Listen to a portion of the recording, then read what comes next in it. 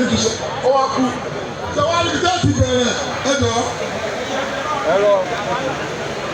àdìgítẹ́ ti bẹ̀rẹ̀ ààrẹ mùsùlùmí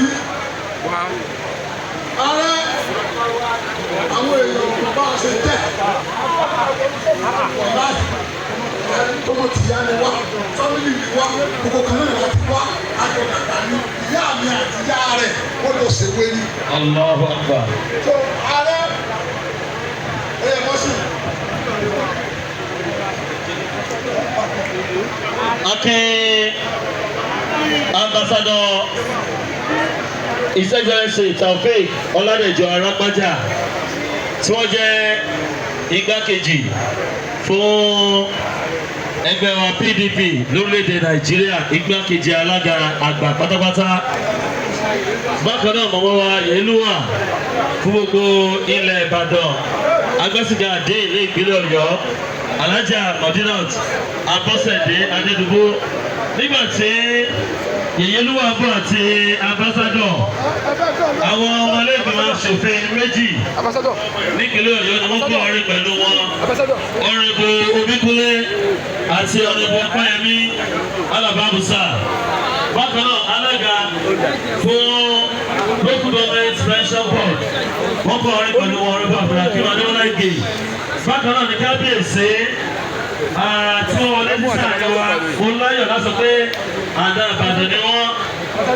Mo lè rí pé chief of staff kó wà bí wọ́n ti wọlé ní sí àárín wa. Oníjẹ̀rù ni ẹ káàbọ̀ sí àárín wa.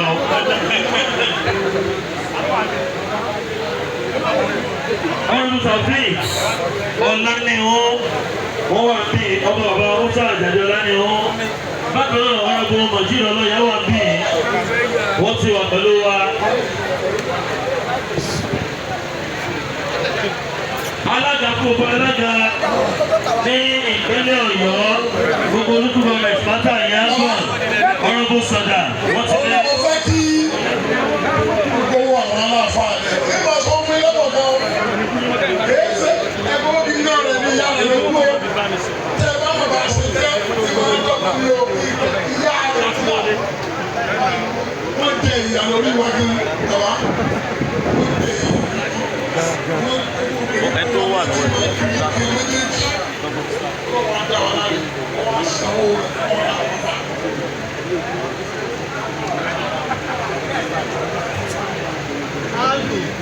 Àmín.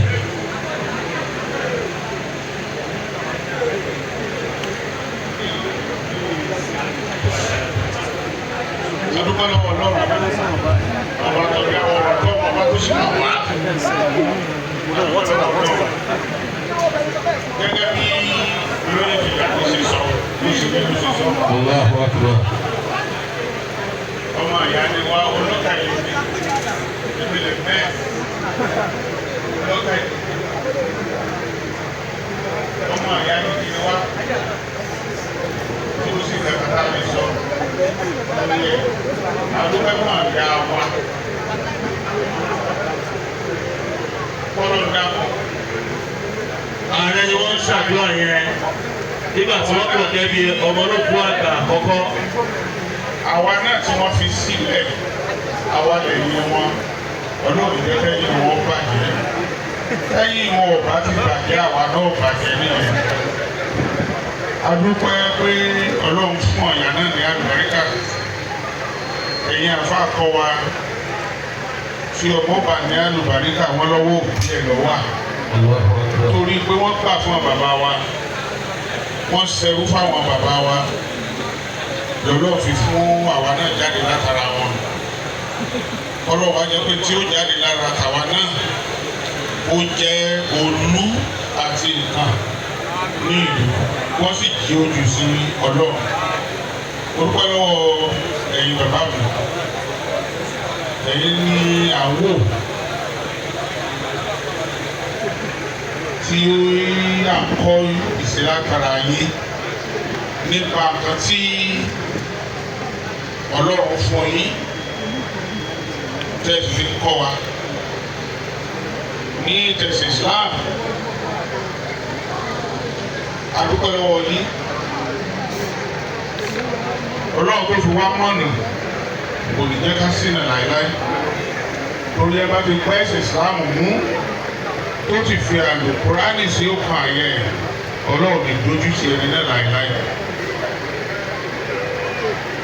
ọlọ́run a máa rí yín bá gẹ́gẹ́ bí nǹkan tí olóyè Fìdàbí sọ àríkọ́sí dáadáa là ń rí látara yín. Alhamdulillah. Sìnkú wa lọ́mọ kékeré iṣẹ́ tọ́lọ́ ọ̀ràn yín náà lè gbé látara arúgbó ẹ̀ láti jẹ́ pé tó bá kù díẹ̀ ká ẹ̀ tọ́ wa sọ́nà gbogbo tọ́lọ́ ṣe fẹ́yìn náà gbogbo bàbá ìlú ọ̀rọ̀ nínú ẹ̀. Nílé máa dárúkọ lọ́kọ̀ọ̀kan gbogbo wa la kára wá bíbá ẹ̀ pátápátá àdúgbò lọ́wọ́ Ọlọ́run. Ní bínú sí wa bàbá eléyìí sí ìlú sáré àwọn fún yín ní gbogbo káńsù ẹ má bínú.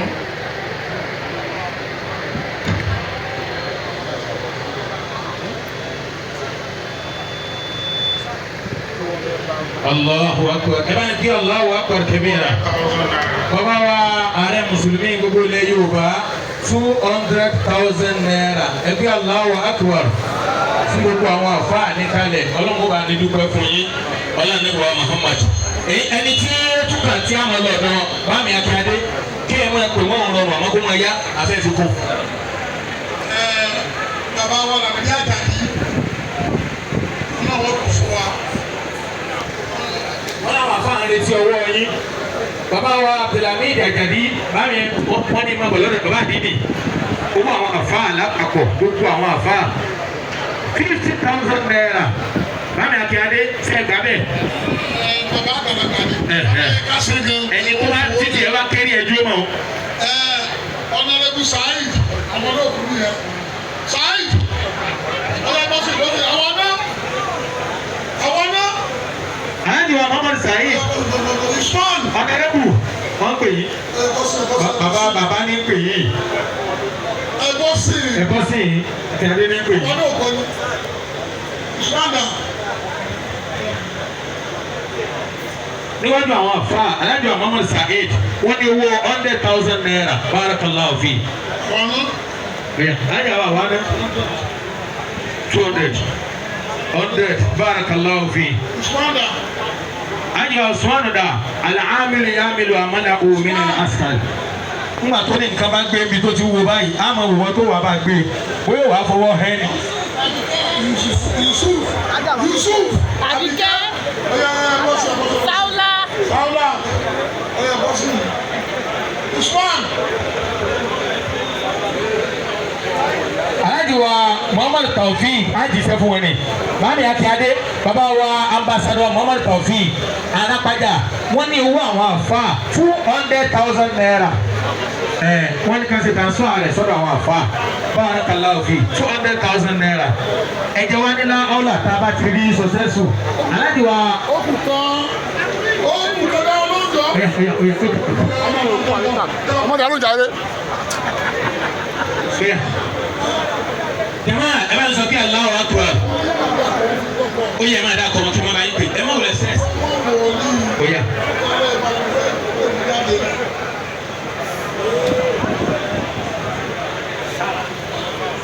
Alhaji Ismail látàbújá. Alhaji. Aláàjì wa Saheed Alhaji. láti Àbújá. Ọ̀yà bọ́sì. Akíndé pè yín. Ẹ máa bọ̀ lẹ́rọ̀. Ó dáa káàkiri adé tó pè ọ́ kó o wá fúnra rẹ o. Tí wọ́n bá pè ọ́ iye wọ́n bá dá ọkọ̀ lágbà lọ rẹ. Àjùbàbà wọ́n ní 1 million naira. 1 million ọ̀tọ̀ àṣẹ́gè. Wọ́n làwọn sì ti ṣe bẹ́ẹ̀ náà. Wọ́n ní tí Wasiu Ayinde bá ń bẹ níyì, wọ́n ní itú tí bàbá yìí ó pa ní lọ́lọ́ọ̀kan.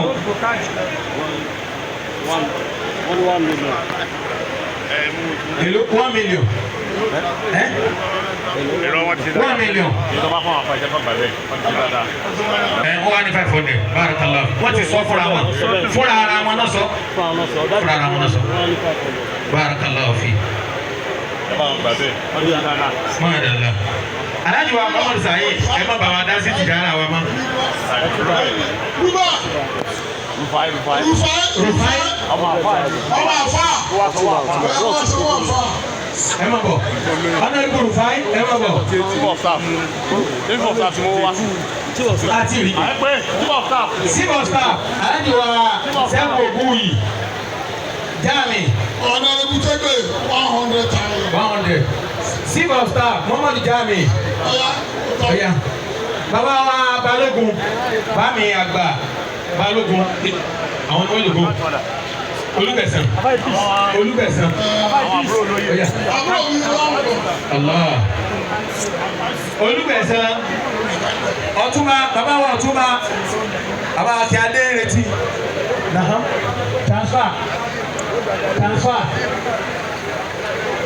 Transfer. Ọ̀ya ìṣẹ́sọ. Bàbá wa Balógun Hashim 100,000 naira. Ọ̀túnba Sẹ́gun Ògúnyì super staff 100,000.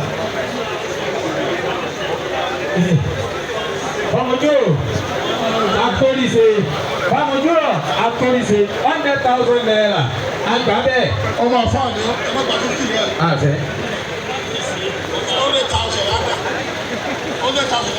100,000. Ṣé ti lọ? Barakallahu fi. Masha Allah la quwwata illa billah.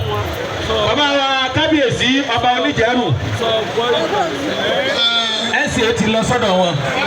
Bákan náà. Wọ́n kó àwọn ọ̀rẹ́ mi látẹ̀kọ́. Wọ́n ló kó àwọn ọ̀rẹ́ àwọn látẹ̀kọ́. Wọ́n wá bá Abdul Lateef.